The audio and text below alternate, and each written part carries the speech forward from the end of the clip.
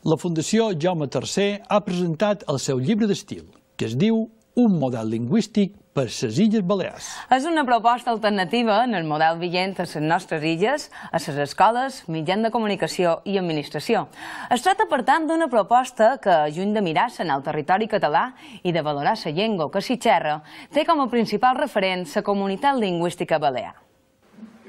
La Fundació Jaume III ha presentat el seu llibre d'estil titulat Un model lingüístic per les Illes Balears, una proposta alternativa al sistema lingüístic vigent a les nostres illes. És un model que va dirigit tant a l'ensenyança com als medis de comunicació com a l'administració. És un llibre que no és una nova ortografia, no és una nova gramàtica, és un 99%, diguem, normatiu, és a dir, acceptam les normes de l'Institut d'Estudis Catalans, per tant, no estan parlant d'una solució transgressora, sinó més aviat continuista, però que recull les singularitats pròpies, lingüístiques, filològiques de l'arxipèlag balear.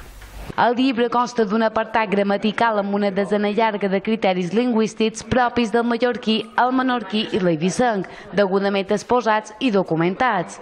També recull un vocabulari amb més de 600 termes balears. Un llibre d'estil és inevitablement una tria, és a dir, una selecció. Ens quedam amb una sèrie de coses i en deixam de banda unes altres. Per què? I per això mateix, perquè nosaltres pretenem qualsevol que fa un llibre d'estil pretén arribar a un públic determinat i pretén arribar-hi normalment amb el que en podríem dir una base lingüística compartida. Va dirigit a una comunitat lingüística concreta que és la balear i, per tant, en Joan ho ha dit abans, el primer referent del llibre d'estil és aquesta comunitat lingüística. Dic el primer referent, no és referent únic.